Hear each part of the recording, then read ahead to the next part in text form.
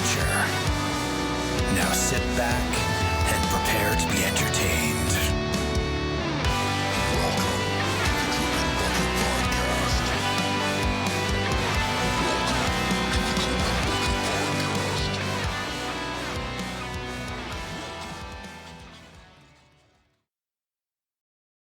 Welcome, folks. This was the podcast that was known as the Dripping Bucket. Now it's the Heroic Fantasy Podcast, and why Michael R Fletcher and Krystle Matar should write their heroic fantasy product so I can have one more addition to the books that I love. My name is Mihir Wanchoo. I used to be part of Fantasy Book Critic, but now I'm the slave master to these two brilliant folks, and I'm going to make them write and write faster.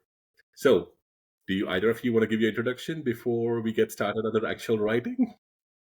Yeah, my name is Krystle Matar, and I am a David Gemmell fan, as well as an Anthony Ryan fan, and that's why Mihir has captured me. Yeah, same. I remember discovering Gemmell in high school, which was 1,000 years ago, and heroic fantasy, Gemmell in particular.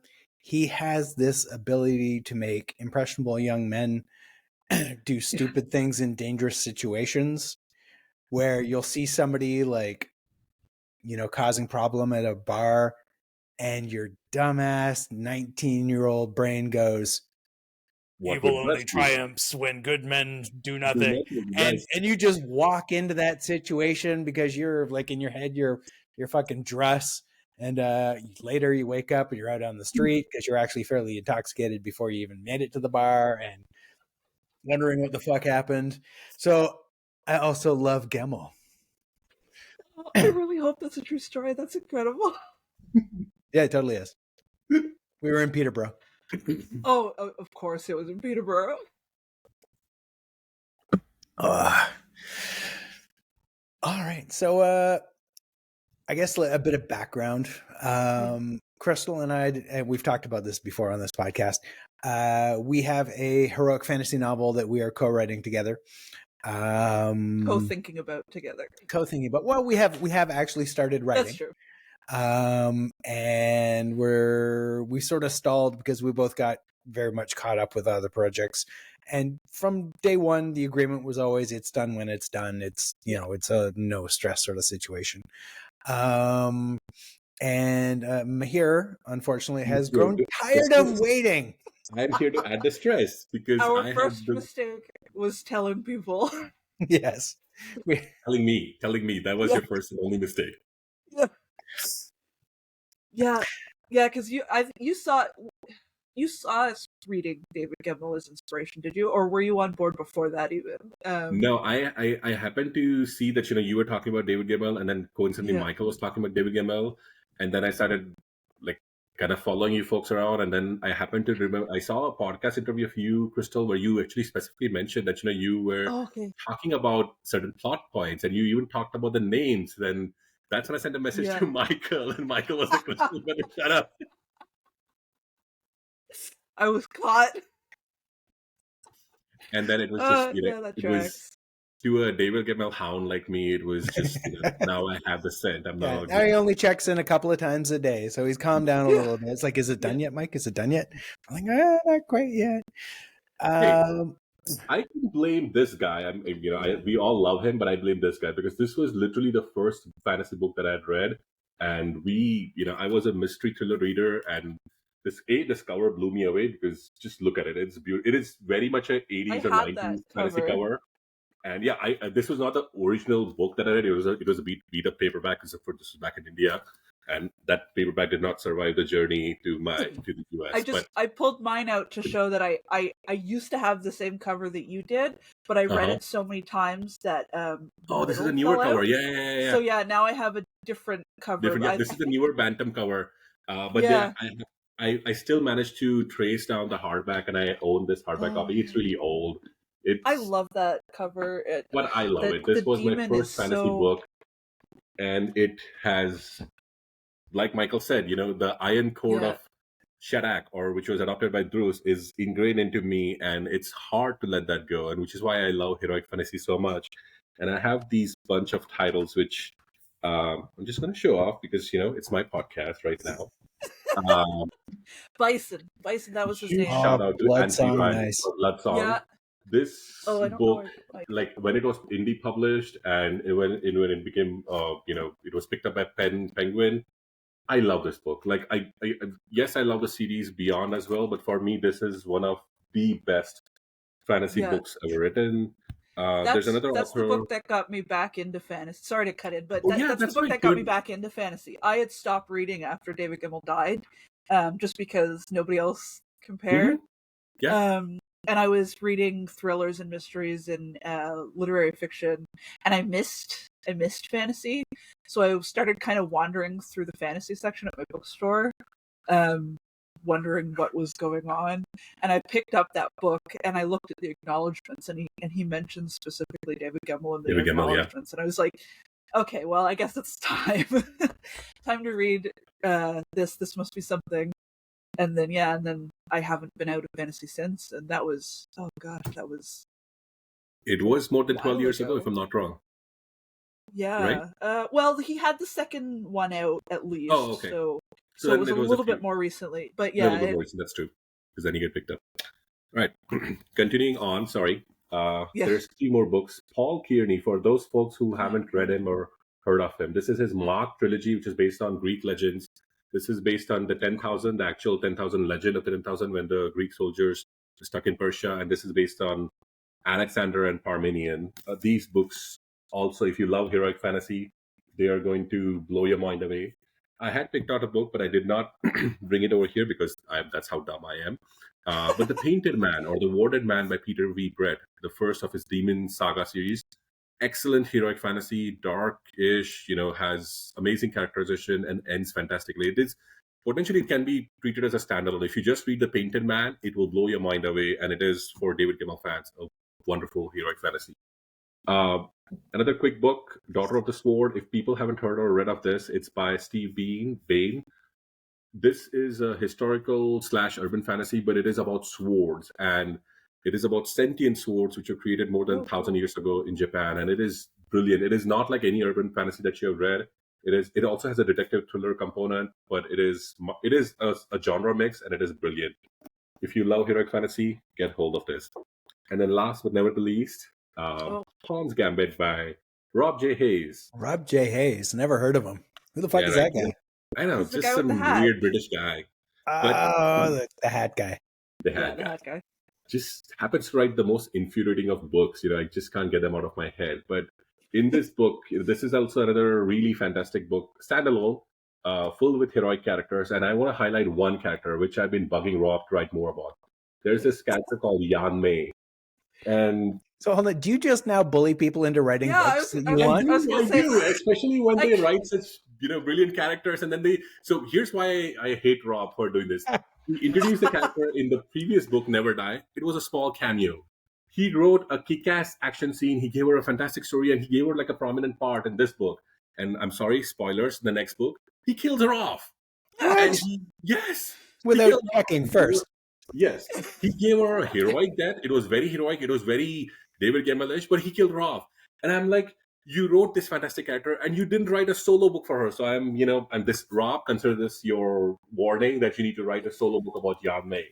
And for people who haven't read this book, Pawn's Gambit, also a SPFPO semi-finalist. Quite a fantastic book. And that's my spiel for heroic fantasy and why I need these 2 folks also to write their heroic fantasy, because I want more.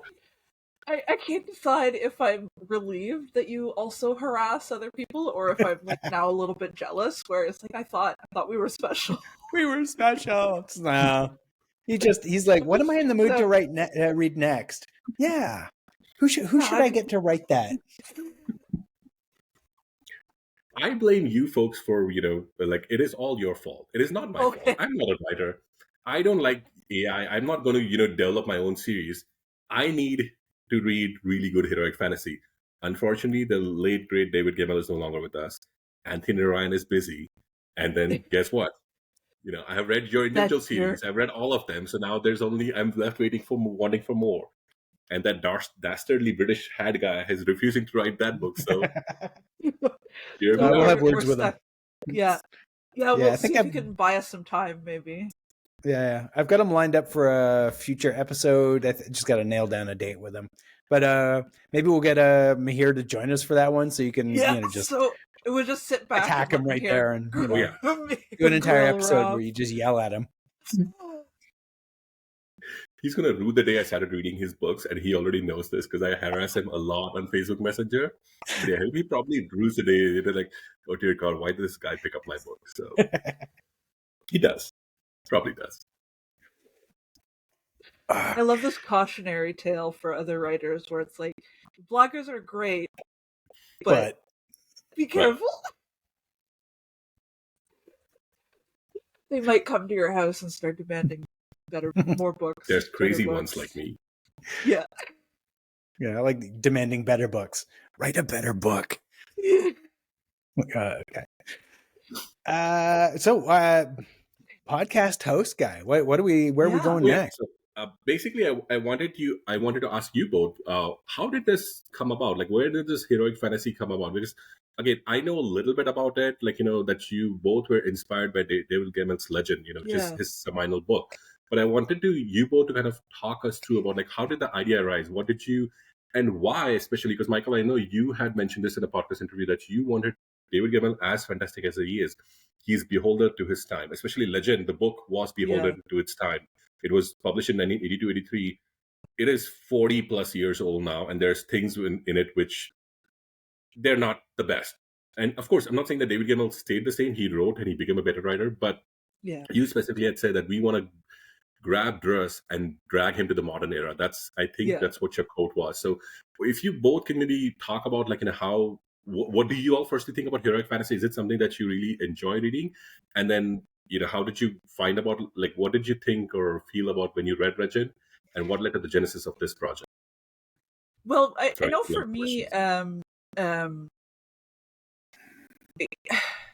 like heroic fantasy, but so there's just this feeling that I've talked about before, where I couldn't relate to my dad's style of heroic fantasy, where the heroes were infallibly good and they knew they were doing the right thing. And I liked his books, but I never felt as deeply connected to them as he did.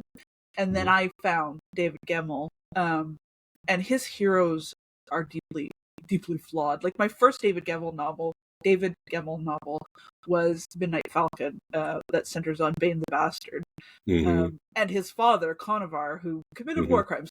But they're also the heroes of that story. And Bane's journey to figuring out his place in the world, starting as a very angry teenager, really spoke to me as a very angry teenager.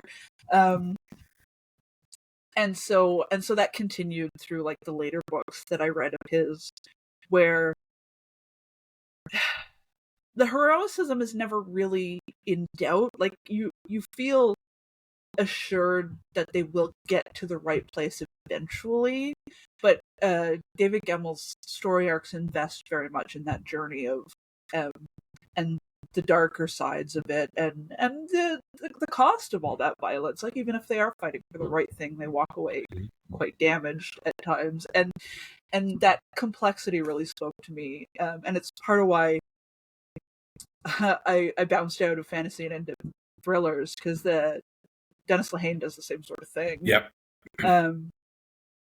And so I stayed there for a while in his world doing the same sort of thing, only, like, way darker. And then when I came back to fantasy, grimdark was starting to come up, and there's that zone, like, there's some grimdark that's, like, outside of my comfort zone, where it's at the very extreme, but it also has that same rough edges and dirty complexities that are interesting to me, and it poses the question of how far is too far, and can we come back, and all that sort of stuff. So the agreement was very much like, we'll write heroic fantasy, it will be heroic, but it's still going to be us. So they're not going to be perfect heroes, but it's still a heroic story arc. Yeah. I love how Dress, was obviously the hero. He never really knows he's doing the right thing, and he admits it. He's aware. He's never like, oh, this is going to solve everything. He often bemoans the fact that all he's really doing is sort of stalling things. Yep. And that it'll kind of, in the long run, none of what he is doing really will matter. Yep. And there's his awareness of that. I really appreciate that. I kind of lean towards, and I'm not sure how to say it, somewhere between accidental heroism, where it's like, it's not, he's not, I'm not much interested in writing a hero character. But I do love the idea of the wrong person in the wrong place at the right time. Kind of like hitting that wall where they realize they have no other choice but to make a decision and live with whatever the fuck the consequences are. And so for me, that's how I see getting to that heroic ending. And it's not, maybe it's the way I view stories, but like, I don't think anyone's going to read the stuff that I'm writing for this and be like, oh yeah, she's a hero. It's not going to be like, well, obviously she's going to end up doing the right thing. It's like, maybe. And I mean, at this point, I don't even know. We don't even know what that thing is going to be yet. But I would, I think, I'd like to get there sort of a little more organically, a little, I would like it to be a question, in the reader's mind. And I love, I don't think the reader should know what's going on. See, that's so fascinating, right? That's exactly what, at least I as a reader want. Just to, from what you guys described, it kind of harkens back to like Die Hard, the original Die Hard, the first movie. John McClane is a foul character. He's struggling with his internal life. He's having a hard time. He's doing what he thinks. He should not be in that building. He should not be doing what he's doing, but yet he does it just because he feels it's the right thing to do. Or at least he thinks that, I'm here to save my wife. He doesn't really try to stop the terrorist at the start, at least. Then he really goes on. But that everyday man, that, like you said, Michael, the wrong person in the wrong place, but at the right time. That's like what interests me. I don't want those clean-cut heroes, because that's what 90% of fantasy is all about. David Gemmell, like even Krystle mentioned, he put out those, people from like odd places, the gray tones, even Drus for certain times. He wasn't truly heroic. He was like, when he reflects back on his life, he talks about the fact that he's been a killer. He's never, he doesn't have any children. He doesn't really have anything to pass on, but he's just good at one thing and he doesn't really like it, but that's the only thing he knows. And I kind of like that. Sticks out to me in one of his books, and I can't ever remember which of the Dress books it is, but maybe it's a couple of times and that's why I remember it. But he says to somebody at some point that he never had the courage to be a farmer. Yes, because I think it was Legend of Deathwalker, maybe. I think so, because that is my favorite Dress novel. Yes. Especially Sybin the poet, and their back and forth. Like, Sybin is such an intellectual and Dress is just like, I'm just kind of here. I don't know what to tell you, buddy. And that sentiment of, I don't have the courage to do something that is hard long term, day in and day out, is so honest, I think, in a way that made me really appreciate his writing as I was reading more and more of his books. That there's not a lot of glory in being a farmer, and so it's harder to really invest in it, and the fact that Dress is aware of it makes him far more relatable and charming. So here's what I'm thinking, or here's what, as we're getting closer to the end of the episode as well, I just want to maybe quickly pivot to the Heroic Fantasy Project. You both have read David Gemmell. You both got inspired by the legend, the actual book legend, which is basically about this invading army being stopped at a fortress by sheer willpower and, everybody coming together, so as to speak. Yeah. That's the general part of legend. Anybody can check that out. How did you guys, do you feel comfortable to talk about what the bare bones? Because I know from what I understand, both of you are writing one. It's a 2 POV project. One POV from Michael. From Michael's writing one character, Krystle, you're writing one character. Don't want to pressure you guys to name the characters or say much more, but like, is that on purpose, or like, is it going to be like something like Legend where there's an invasion happening and somebody has to stop it, or is there something? Is it more general? I'm just curious about that. Like, this is just me being, as a fan, being curious about the project, about what it might potentially look like. Yeah, definitely. He's writing. Fletcher's writing kind of the daughter of my character, and my character is the rest of the story, where his purpose is more easily identified. And he's kind of a doomed character in that his purpose is probably that it's not going to work out well for him. And I did want to talk about War and Siege, but also from the point of view of somebody who reads a lot of veterans fiction. So specifically veterans of the war in Vietnam who have gone on to either write biographies or write outright fiction, but you can still feel the core of what they experienced in it. There's kind of this melancholy longing for a better situation, even though they were in the middle of it and fighting. There's this retroactive feeling of, man, I wish those people could have had a better life because of me instead of having a worse life because of me. And I find that so human and so interesting. And the stories of, the veterans who went back to Vietnam after the embargo was lifted on North Vietnam, and they go back and they meet the men that were soldiers and their enemies, and only then have they been able to find peace. And that is such a compelling story to me. And certainly I'm taking my own spin on it. It's an inspiration rather than a direct analogy, but that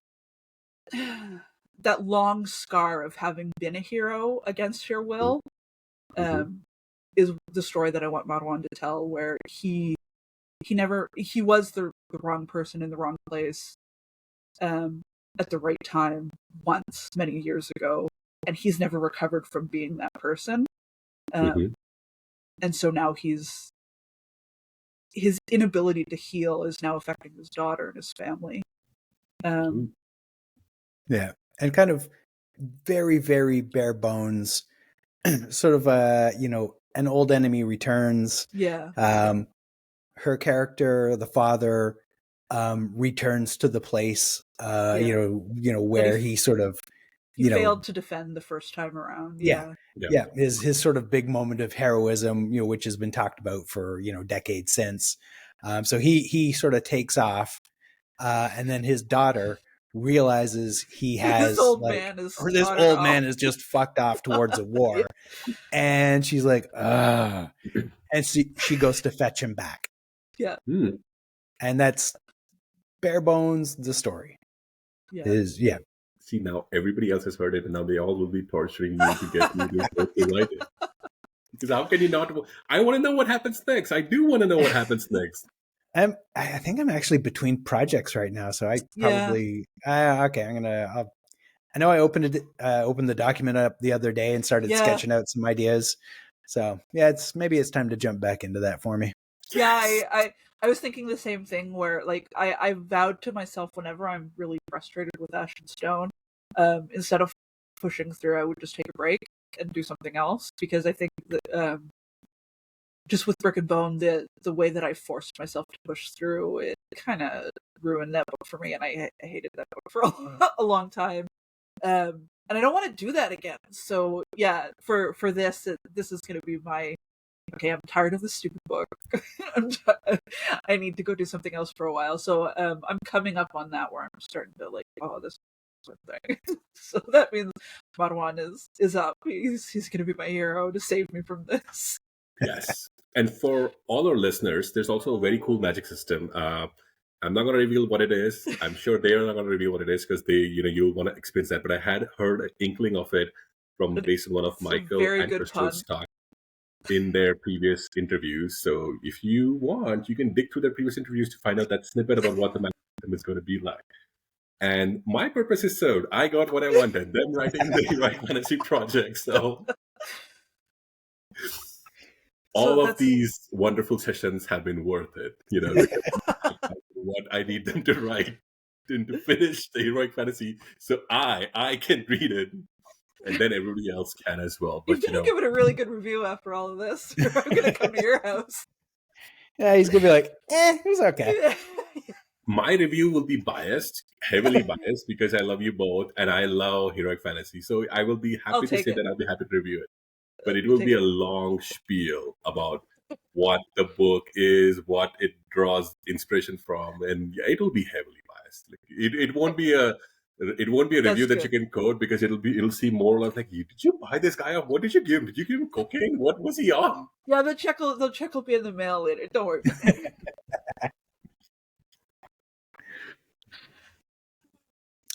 Alrighty. Join Mihir again next week on the Mihir podcast, where he will talk to whatever guests he wants to and beat them into writing whatever the fuck he wants them to write. We're getting this guy so he can write about this character next, and so I can get the next book as well.